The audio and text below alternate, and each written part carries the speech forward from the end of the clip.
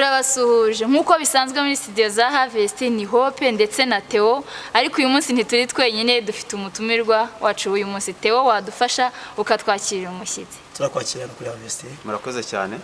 Nitwa Patrick Tuyishime, nanjye ndi umukristo mu itorero rya Harvest Bible Fellowship Rwanda, ikorera Mahoko. Murakoze. Patrick, uyu munsi turi kumwe nawe kuko uri gutegura ubukwe ku itariki 14 z'uku kwezi kwa gatanu turimo. Turagira ngo tuganire ku rugendo rwawe rw'urukundo. Ese nk'umuntu umaze imyaka myinshi mu busiribateri, none ukaba ugiye kwitwa umugabo ukubaka urwawe, uri kwiyumva uti? Murakoze. Wenda mereye ku cyo usoreje ubwate imyaka myinshi mu busiribateri, sinzi imyaka myinshi ushatse kuvuga ngo ningahe, kuko nta myaka myinshi ifite. Ndiyumva neza, ndumva nishimye, gusa mbabajwe nuko iki kigano mukinkoresheje ntari kumwe n'umukunzi wanjye. Nubwo byari kugaragaza feeling zose, ariko muri make ndishimye, ndumva nishimye kubw'intambwe Imana intesheje naho ndimo nerekeza, kandi ndumva ejo ni heza. Urakoze cyane Patrick. Kusanga hanze hangaha abakobwa abasore bagira ikibazo cyo kuba bafata responsibility yo gushinga urugo, nubuhe buryo wabyumvisemo kugira ngo ufate icyemezo cyo ko washinga urugo? Murakoze. Icyambere nuko wenda umuntu ashaka kumva ko gushinga urugo ari nka business agiye gukora, kuko gutangira business nibyo abantu bashaka kugiramo ubwoba, ndabigenza gute, uko umwe yabikoze nanjye se kwenda nabikora ngo bigende. Ko urugo tugomba kumva ko ari umushinga w'Imana. Imana yatangije urugo bwa mbere na mbere ubwo yabitangizaga muri Edeni, kandi arifite na purpose y'urugo. Ubwo rero kandi na Adamu akibona Eva amuzanye, urumva Adamu yabonye amatungo, abona ibiti, abona iki byose yarabibonaga, abyita n'amazina. Ariko abonye umugore, amagambo yavuze atandukanye n'ayo yavuze ku bindi byose. Hari ikintu cyakimukoze ku mutima. Nanjye rero ko mu gufata umwanzuro wo kuba nahitamo tuzabana kandi twaba dufite n'ubukwe mu minsi mike iri imbere, ni isaha y'Imana yari igeze, kandi nkimubona kuko ari umutima wanjye wari ushaka wishimira, kandi numva nyuzwe. Wese wumva uhindutse, wumva ntabwo wabyumva nyine wowe uri kubivuga gutyo, wenda mikuru kubitekereza ko nge internally sinzi ko nabisobanura kugira ubyumve, ariko igihe cyarageze nkimubona. Wenda shobora no kuza kubabwira wenda naho nuko twahuye, naho twamenyaniye n'iki n'igihe tumaranye, ariko umutima wanjye wese unyemeza ko ari wo wanjye, numva ko ari ngombwa ko ngomba kubana nawe. Wow, nk'uko umaze kubivuga ibyo bintu ni byiza, ariko hari akabazo mfite k'amatsiko. Patrick i Rubavu, Dianah Nyagatare, ese watubwira ukuntu mwahuye? Ese mwahuriye yaje ku mazi? Ese mwahuye wagiye mu biterane dore kuri n'umukristo? Se mwahuye muri match ya peri na rero kukugora? Reka mbikubwire byose ndabizi, reka mbikubwire. Urumva ni urugendo rurerure. Patrick i Rubavu sinaho kavukire, ni Rubavu naho ndi nk'umushyitsi, arandi hantu naturutse wenda si ngombwa ko tubivuga nonaha. Na undi nawe ni wa Nyagatare, ariko hari kuna abantu iby'Imana barateguye. Twahereye tuvuga ko ubukwe ari umugambi w'Imana, urukundo hagati y'abantu babiri ni umugambi w'Imana. Twahuye niga, nawe nigaga mu mwaka wa 2, kuko nize ibijyanye n'ubuganga, nawe nibyo yize. Nigaga mu wa 2 mu mwaka wa 1, dura hano muri stage.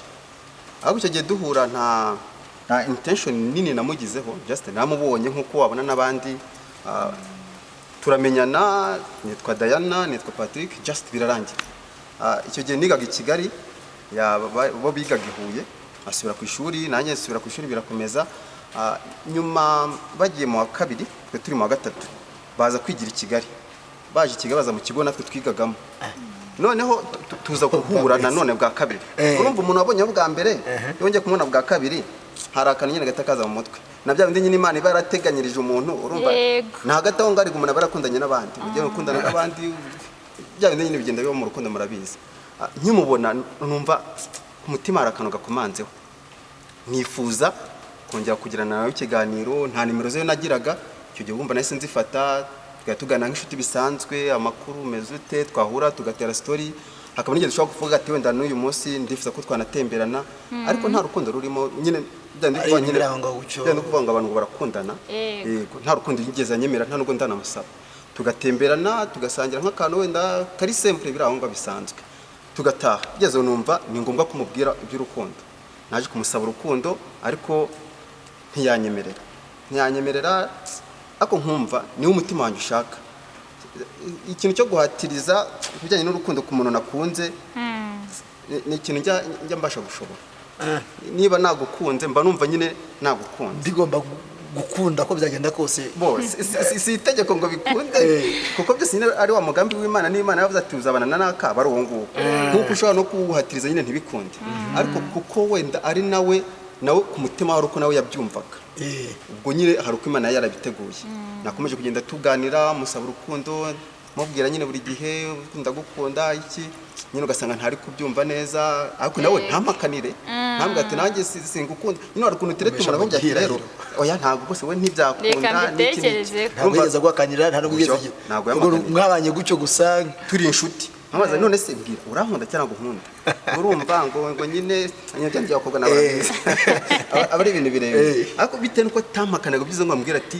ntabwo byashoboka nawe ntiwacikaga intege warakomeza ugashyiramo imbaraga nibyo ngibyo kabisa ndumiye gusa kuko utubwiye ibintu byinshi tubwira uko mwahuye ariko hari akabazo kahise kanzamo numva nakakubaza ni igiki Dianah ashobora kuba atandukanyeho n'abandi bakobwa ko nzi ko wahuye na benshi wabonanye na benshi muganira na benshi ariko nagaki katumye Dianah wumva ko ugomba kumugira umugore se cyangwa se we ni igiki gituma mbese umwiyumvamo birenze uko ngesho wakwa mbitekereza murakoze icyambere kiriho nuko abasore ni tugaye twumva ko gukundana n'umuntu ari ukuntu ukundana uhura n'umukobwa mugihura ukumva nyine uramukunze icyo gihe just tumujya ati ndagukunda nshaka ko dukundana nshaka ko tuzabana n'iki urumva umukobwa biragoye kuba yahita kwemerera kuko ntakuzi ntumuzi bisaba time kujya mu manze kumenyana urukundo rwiza rutangira nyine ari relationship ufitanye n'umuntu kandi ubu uziranye n'umuntu muri inshuti nakubwiye ko dutangira twari inshuti tunatemberana hamwe byati nshaka ko dutemberana tugatembera kandi yamara nta rukundo namusabye just kuko turi inshuti friendship hagati yanjye nawe bityo bituma wiga ku muntu ukamumenya rimwe na rimwe ushobora no kumusaba na serivisi zimwe zigoye kuko wenda ari inshuti yawe uramutse uri umusheri wanjye hakubwira kunkorera ikintu runaka cyangwa kunkora serivisi runaka ntago wabyanga kandi uzi kuri sheri wanjye ariko uri inshuti yanjye inshuti bisanzwe ukuri kose ugushyira hanze niba nankugoye ibintu niba ngusabye n'ibintu bivunanye urambye ati kwase ibyo ntabwo nabishobora ukuri urakunyereka bitandukanye nuko twaba turi abasheri hari byinshi wampisha kuko dukundana turi abasheri ubwo twatangiye turi inshuti zisanzwe ndamumenya n'ikintu umukobwa uri responsible cyambere no uzi gufata umwanzuro umukobwa mwakwicara mukajya inama y'icyo mwakora kandi mukagihuza mukagikora mukagiharanira mukakigeraho ikindi no umukobwa arankunda nkimara kumusaba urukundo nakimara kurinyemerera byatumye numva nyine byabaye isa nk'ibindenga numvise nyine urukundo rwiyongere kandi nawe anyereka urukundo rwinshi numva ndamwishimiye kandi ni n'umukobwa mwiza none si wowe utekereza ko yaba gukundira iki ibyo biragoye kuko nta muntu akwivuga amabi ameza ahari nabitangiye mbivuga ko ntago byanshimishije kuba twagikoze kino kiganiro tutari kumwe yaba n'ababyivugiye ariko icyo nkundira icyambere cyo wenda hari ibintu ajya avuga ngo abakobwa iki gihe bakunda abasore bafite amafaranga nta mafaranga afite ntabwo navuga ngo yankunze kuko afite amafaranga kuko hari abakire benshi bafite amafaranga n'abasore benshi wenda dushaka kuba tunangana bafite n'amamodoka bafite n'amazu n'iki ariko akaba ari njye yahisemo icyo cyo ntabwo kirimo kubera nkunda amafaranga byo nta kirimo ikindi wenda icyo natekereza ni uko duhuza urumva hari umuntu nyine mukundana ku buryo kuganira nawe nyine wumva bitakugora ari nk'ukuntu nk'umukobwa ashaka gukunda nk'umuntu mukuru cyangwa nk'umupapa cyangwa nk'umuntu sinzi ukuntu nabisobanura nyine ku buryo batanga n'imyaka yego ku buryo icyo gihe kumuganira nawe kwisanzura biba bigoye kumwisanzuraho kumubwira ati ngiye gukora ibi ngibi ngiye gukora ibi ngibi n'iki n'iki nk'ubwo ugendera mu mategeko aguha nyine umeze nk'umwana we kuko aba agutegeka njyewe rero hagati yanjye nawe dusa nk'aho turi mu myaka iri muri range zimwe turaganira turumvikana ni umuntu ushobora kumuha igitekerezo nkamuha icyanjye tugafata umwanzuro kandi tugaharanira ibyo bintu kubigeraho kuba duhuza hagati yanjye nawe rero nibyo ntekereza ko bishobora kuba biri mu byo yankundiye ariko nawe ubutaha tuzazana azavuga icyo yankundiye ikindi kandi wenda ntanavuzeho mbere mvuga uko twagiye tunahura no muri kaminuza twanasengeraga ahantu hamwe muri JBI groupe biblique université twarabonanaga cyane ni umukristo ndi umukristo duhuje kwizera bityo rero n'Imana nyine yaraduhuje kuko burya nyine ababiri nyine yibahuje n'Imana irabasanga kuko duhuje no kwizera n'Imana yaradufashije ibyo bituma tugira bond hagati yanjye nawe kandi ikomeye. Mbere yuko tugana ku musozo w'ikiganiro cyacu, ni iyihe nama wagira urubyiruko rugeze mu gihe cyo gushaka ingo ariko ugasanga bashyiraho inzitizi, bamwe ngo nta gikwe, abandi ngo nta myaka 100, abahungu ngo nta bagore bakibaho, abakobwa ngo twabuze abagabo, ese ni iyihe nama wagira abo bantu? Murakoze. Icya mbere cyo twahere tunavuga urugo ntago ari bije yawe, si bije yanjye, si bije ya mugenzi wawe, ahubwo bije urugo ni umushinga w'Imana. Imana niyo yatangije urwo rugo.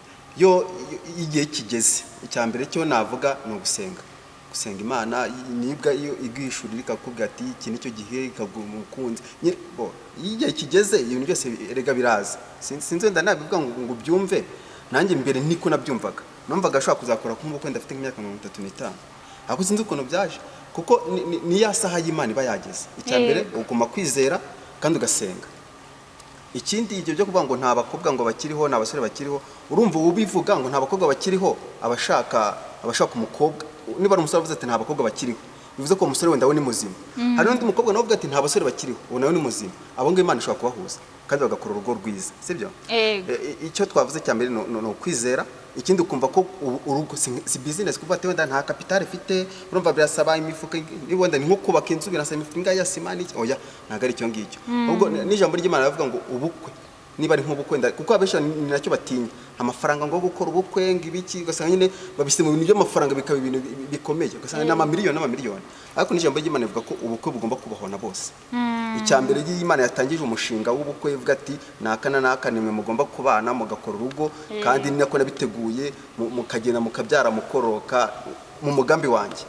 Yo ifite ukuntu biyobora kandi bikagenda neza. Turagushimiye kubw'inama utanze n'ikiganiro tugiranye, bujya gufata umwanya wawe ukaza tukicara tugakorana ikiganiro. Twagusabira n'umugisha, Imana ibareze umugisha. Murakoze cyane, nanjye ndabashimiye cyane. Ariko abadukurikiye wabibutsa igihe wenda hari ubukwe buzabera? Murakoze. Ubukwe bwa Patrick Tuyishime na Dianah Mutoni buzaba tariki ya 14 z'ukwezi kwa 5 2022. Muratumiwe. Abazaba bahari amatariki y'ubukwe mwayumvise, n'abazaba badahari muzakomeza kudukurikirana kuri channel yacu ya YouTube. Mukore like, share, subscribe, musige na comment. Murakunzwe.